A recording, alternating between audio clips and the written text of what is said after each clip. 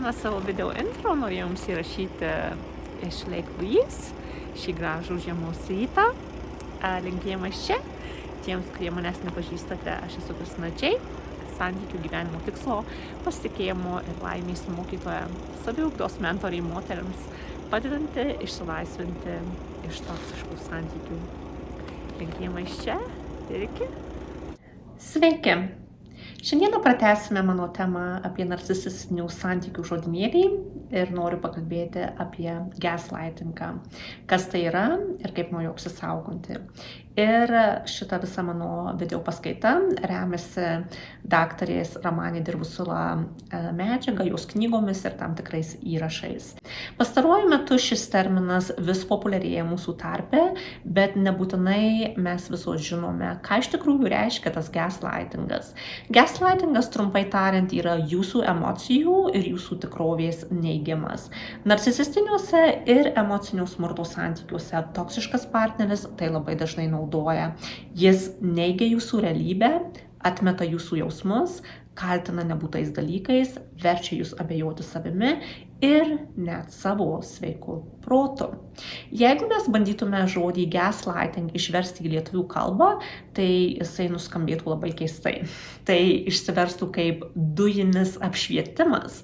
Terminas gaslightingas yra kilęs iš pjesės, kuri vėliau 20-ajame amžiuje patapo filmu Gaslight. Šiame filme pagrindiniai filmo veikėjai yra vyras ir moteris, ir vyras, būdamas namuose, nuolatos reguliuoja tą dujinį žibintą kambaryje ir apšvietimas tampa tai vis ryškesnis arba blyškesnis ir jo žmona bando paprašyti savo vyro, kad jis liautųsi tai daręs. Tačiau jisai sako, jog ji tiesiog prisigalvoja. Šviesa namuose visada atseit tokia pati, nei ryškesnė, nei blyškesnė, ir jis dujinio žibinto tariamai net neliečia. Moteris pamažu ima abejoti savimi, savo tikrovę, tada praranda sveiką nuovoką ir galiausiai išprotėja. Tai būtent nuo to filmo, nuo tos pjesės ir yra kilęs žodis gaslighting. Gaslightingas yra tyčinis ir sąmoningas abejojimas kito žmogaus tikrovę. Tai gali būti daroma naudojant tam tikras frazes, ką nors prižadant, o tada pažadą paneigiant, atmetant kito žmogaus emocijas, neigiant jo jausmus. Jeigu jūs patiriate gaslightingą iš savo partnerio santykiuose, jūs jaučiatės sutrikusi ir kupina nepasitikėjimo savimi. Trumpai noriu paminėti keletą gaslightingo frazių, tokių klasikinių frazių. Partneris gali sakyti tokius dalykus kaip: nustok būti tokia jautri, ką čia dabar šneki, to niekada nebuvo. Tu visada kažkur nukiši mano daiktus ir aš nieko negaliu rasti šiuose namuose. Manau, kad tau su galva negerai. Tau reikalinga psichiatro pagalba. Kodėl su tavimi nėra įmanoma pajuokauti? Kodėl tu visada tokia pikta? Arba kodėl negali atleisti ir tiesiog paleisti praeities? Kodėl man nuolatos priekaištauji? Niekas niekada tavęs nemylės taip, kaip aš. Netrodo, kad tai, ką tu padarei, buvo labai sunku ar pareikalavo iš tavęs daug pastangų. Tu tiesiog viską perdedi. Iš smulkmenos padarai tragediją. Sorry, kad taip jautiesi. Iš tikrųjų tai nesuprantu, kodėl tu tokia liūdna, ko tu čia pyksti. Turėtum džiaugtis gyvenimu ir tuo, kad iš vis turi mane savo gyvenime. Arba kitiems žmonėms daug sunkiau gyvenime, todėl nustok čia vaidinusi auką. Daktarė ir psichologė Ramanė išskiria 8 gaslightingo formas, kurias aš noriu paminėti savo video paskaitoje. Pasilikite su manimi iki video paskaitos pabaigos, atpažinkite gaslightingą, jo tipus ir išmokite tam pasipriešinti. Jeigu dar neužsiprenumeravote mano kanalo Verta meilės, prašau padarykite tai dabar paspausdami subscribe ir pasidalinkite mano video nuorodą arba mano kanalo nuorodą su kitomis moterimis, kurioms mano video būtų naudingi. Taigi pakalbėkime apie 8 gaslightingo formas. Pirmoji tai yra klasikinis gaslightingas. Toksiškas partneris ir narcizas tiesiog neigia jūsų tikrovę, iškreipia jūsų realybę, tarkim sakydamas, kad to ar kažko kito niekada nebuvo, arba kad jūs neturite teisės taip jaustis. Narcizas santykyje be abejo nori būti alfa, nori būti valdantis, kontroliuojantis ir visada teisus. Tik jo realybė yra tikra, o jo manymu jūsiškė yra tiesiog iškreipta. Šiuo atveju narcizas ne tik paneigia jūsų tikrovę, bet jūs priveda prie to, kad jūs priimate jo tikrovę ir abejojate savąją. Pavyzdys to galėtų būti labai paprastas. Tarkim, jūs žinote, kad šį vakarą jūs buvote sutarę vykti į gretimai esantį didesnį miestą, į baldų parduotuvę įsigyti rašomąjį stalą. Ir kai jūsų partneris sugrįžta namo, jūs jau esate pasiruošusi iškart po vakarienį su juo vykti ir įsigyti taip lauktą baldą. Kai jūs pasakote tai partneriui, jis sako, niekur aš nevažiuosiu, iš kur tu čia ištraukei, kad mes šiandien kažkur važiuosim ir kad mes sutarėm čia kažkokį tai laiką. Jūs bandote jam įrodyti, kad jūs tikrai sutarėte laiką ir kad jūs dar ryte jam priminėte apie tai. O jisai sako, nieko tu man nepriminei ir mes ten kažkada kažką kalbėjom apie tą stalą, kad kažkada nuvyksim į baldų parduotuvę, bet aš niekada nesakiau ir niekada neprižadėjau, kad tai bus šį vakarą.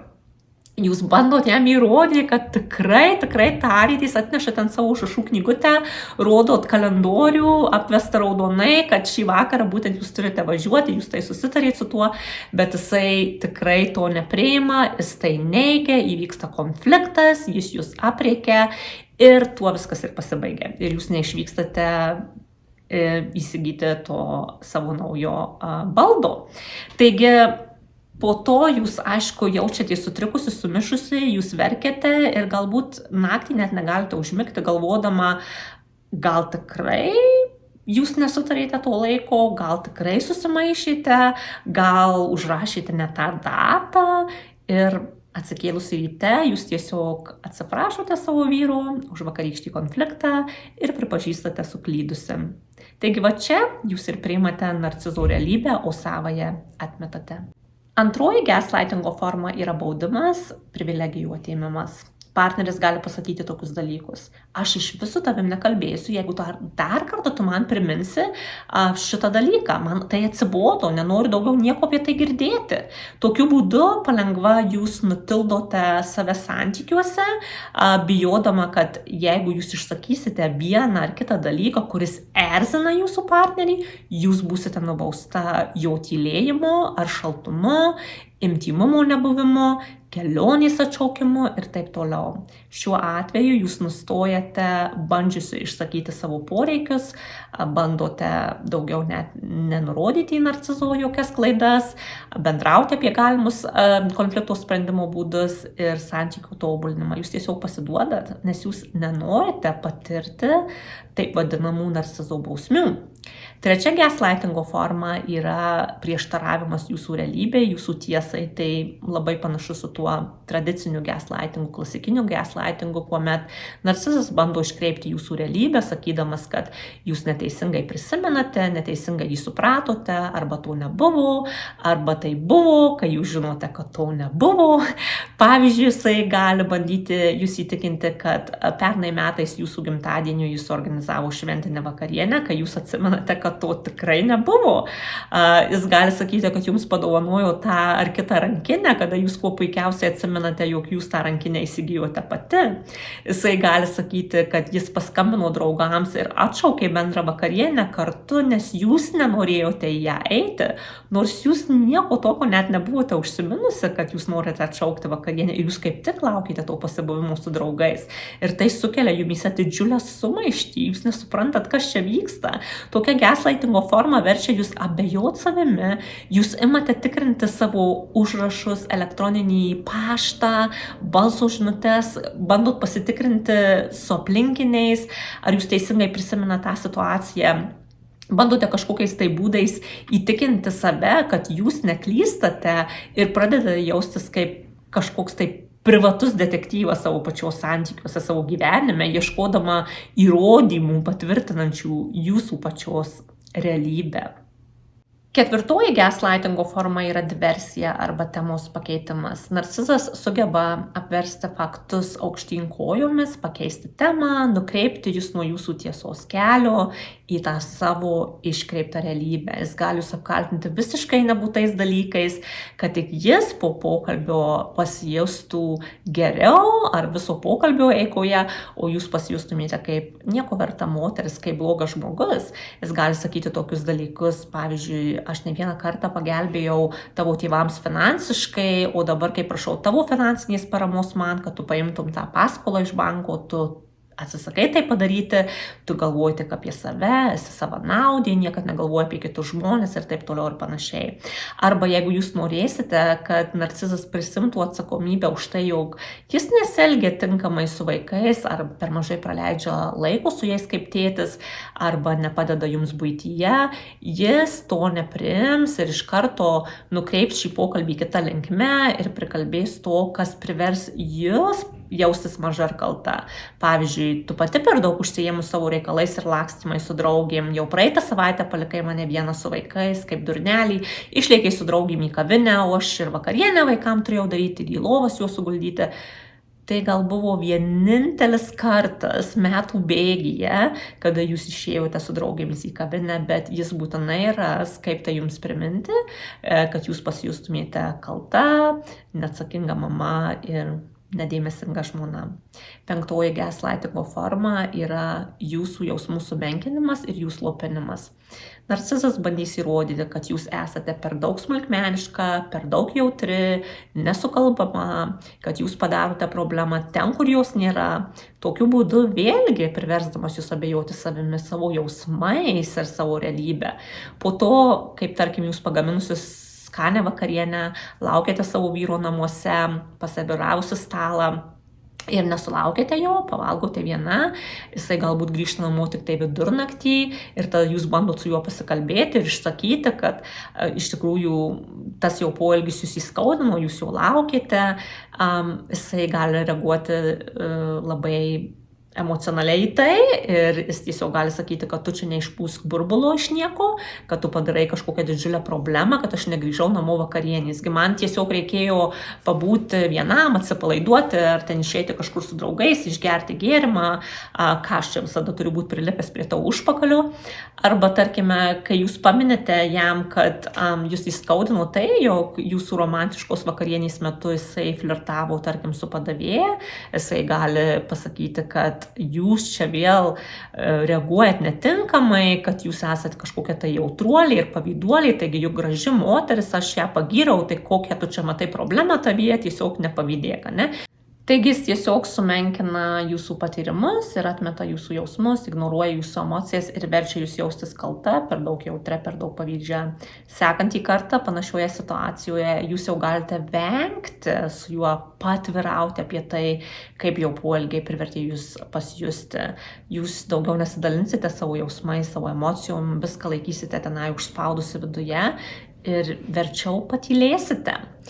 Ir narcizai visada ir visur turi laimėti ir nesugeba prisimti atsakomybės už savo veiksmus, negali atsiprašyti, todėl gaslightingo formos yra naudojamos tam, kad iškelti save, sumenkinti jūs ir jūsų patyrimus, jūsų jausmus ir iškreipti jūsų realybę.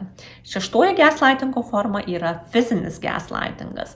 Jeigu narcizas prieš jūs naudoja fizinį smurtą, jis bandys įrodyti, kad jūs tiesiog išprovokavote jo pyktį, kad jūs iš tikrųjų jūs per jautriai viską sureagavote ir kad jis iš tikrųjų jūsų net neužgavo, ten jums sugriebdamas už rankos arba trenkdamas jums per veidą, nes juk ir jūs jam kažkada trenkite. Arba sakys, kad jūs tiesiog per daug sureikšminat viską, kad jis tik norėjo jūs pamokyti arba pagąsdinti, bet nieko rimto čia nebuvo ir kad jums net neskaudėjo. Tai jisai geriau žino už jūs, ne, kas ten buvo, ar jums skaudėjo ar neskaudėjo. Tuo tarpu jūs žinote savo realybę, jūs jo bijote, jums skaudėjo ir tai buvo labai bauginanti patirtis. Tačiau po pasisakymų jūs ir vėl svarstote, gal išties jūs išprovokavote jo pyktį, gal išties jis tik buvo šiek tiek grubesnis jūsų atžvilgiu ir gal jūs tik būdama tokia jautri moteris iš tikrųjų per stipriai viską sureagavot. Ir po tokio narcizo fizinio gaslightingo jūs bandote ieškoti būdų, kaip pateisinti jo fizinį smurtą ir kitą kartą tokiam pačiam scenarijui įvykus, jūs jau niekam apie tai nepasakosite, jūs geriau patylėsite, niekur neieškosit pagalbos, nes iš tikrųjų jūs jau priėmėte tą jo realybę, kad jūs per daug jautriai viską reaguojate. Ir iš tikrųjų tokia situacija tampa pavojinga ne tik jūsų psichiniai, bet net ir fiziniai sveikatai. 7. gaslightingo forma yra narcizo asmeninio padėjėjo gaslightingas. Tai pasireiškia tuomet, kuomet gaslightingą įgyvendina narcizo įgaliotiniai, jo asmeniniai padėjėjai, taip vadinamos flying monkeys, skraidančios beždžionėlės. Tai gali būti narcizo tėvai, kurie bando jums įrodyti, jog problema yra jumyse, o ne jūsų sūnuje, jį palaiko, jam pritarė, kad tai jūs esate per daug jautri, per daug emocionali ir neatsimenate faktų ir taip toliau. Tai gali būti jo draugai, kurie sako, kad jūs privalote suteikti narcizui dar vieną šansą, nes jis yra geras žmogus, tik jūs norite per daug santykyje, arba jūs norite per greitai pasiduoti ir išardyti santuoką. Tai gali būti jūsų artimieji, jūsų sesės, jūsų broliai, jūsų giminės, kurie sako, kad jūsų vyras yra rūpestingas ir charizmatiškas, darbštus, geras žmogus, kad tai jūs nežinote, ko norite iš santykių, kad jūs per daug iš jo reikalaujate, kad nėra idealių vyrų ir jums tiesiog pasisekė, kad jūs turite jį savo gyvenime. Todėl net nesvarstykite galimybės jį palikti. 8. gaslightingo forma, tai paskutinė forma, kurią noriu paminėti, tai yra visos genties visuomenės gaslightingas. Tai pasireiškia tuomet, kuomet tam tikra bendruomenė yra nusiteikusi prieš jūs ir palaiko narcizą. Tai gali būti bažnyčia, kuri teigia, kad bet kokią kainą reikia pasilikti santykyje, išsaugoti emociškai destruktyvę santuoką. Kartais bažnyčia bando net patį Dievą padaryti kaip gaslightintoju, sakydami, kad Dievas juk nekenčia skyrybų, bijok ir gėdinki savo neteisingo troškimo palikti narcizą ar paduoti į skyryboms.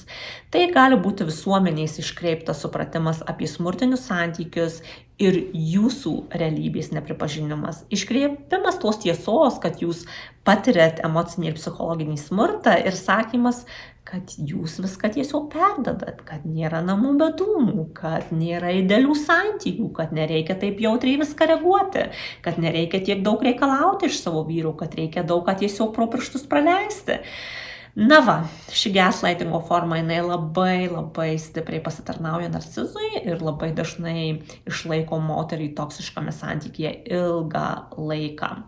Yra labai svarbu pastebėti tai ir tam pasipriešinti. Aš iš asmeninės patirties žinau, kad būtent ši gaslightingo forma, ta visuomeninė arba tos bendruomenės gaslightingo forma yra viena iš pačių sudėtingiausių, nes negana to, kad jūs jau santykyje patirėte iš narcizo tą gaslightingą ir jisai iškreipia jūsų realybę ir jisai verčia jumis abejoti savimi, savo sveika nuovoika, savo pasirinkimais. Dar atsiranda visas būrys tiesioginių ir netiesioginių narcizo rėmėjų, tų skraidančių beždžionėlių, kurios dar tik suaštrina jumyse tą abejojimą savimi, tą visą jausmą. Ir mano situacijoje buvo taip, kad aš jaučiausi visiškai viena savo kelyje išsilaisvinimą iš toksiškų santykių. Nuo manęs nusigręžė ir mano sprendimo nepalaikė nei patys artimiausi šeimos nariai, nei draugai, nei didžioji dauguma bažnyčios narių, nei visuomenė. Iš tikrųjų turėjau tik keletą žmonių, kurie suprato mano skausmą, kurie neignoravo mano jausmų ir gerbė mano apsisprendimą palikti emociškai destruktyvę santuoką. Ši visuomenės arba visos bendruomenės ta gaslightingo forma yra labai sunki ir labai skaudi, kuri kartais tęsiasi net ir po skyrybų su narcizu. Jeigu jūs jau atsiskyrėte nuo toksiško partnerio, jis negali tiesiogiai naudoti prieš jūs gaslightingo, negali tiesiogiai iškreipti jūsų realybės, bet jis tiesiog gali toliau tęsti savo darbą per tuos asmeninius padėjėjus, per bažnyčią, per visuomenę, nes jie ir toliau gali tęsti tą darbą gaslightingo, bandydami įrodyti, kad jūs padarėte klaidą, kad jūs vis tik tai per jautriai į viską sureagavote ir dėl to sugriovėte santuoką.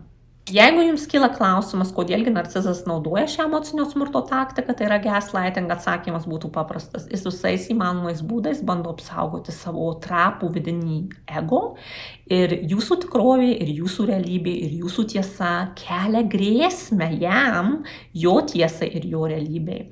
Jis tiesiog sukuria savo realybės versiją ir tokiu būdu bando būti teisus ir kontroliuoti tą esamą situaciją. Kita priežastis, kodėl narcizai naudoja gaslightingą, yra ta, kad jie tiesiog nemoka ir negali priimti kitų žmonių nuomonės, negali integruoti į savo gyvenimą kitų žmonių požiūrių, yra labai nelankstus, užsispyrę, egocentriški ir visada nori būti teisūs. Taip pat, naudodamas gaslightingą, narcizas pamina jūsų kaip moters vertę ir verčia jūs abejoti savimi.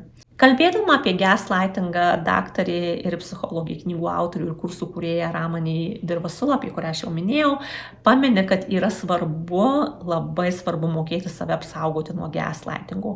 Taigi, aš kaip tik ir noriu paminėti tuos keletą žingsnelių, kaip save apsaugoti nuo gaslightingų.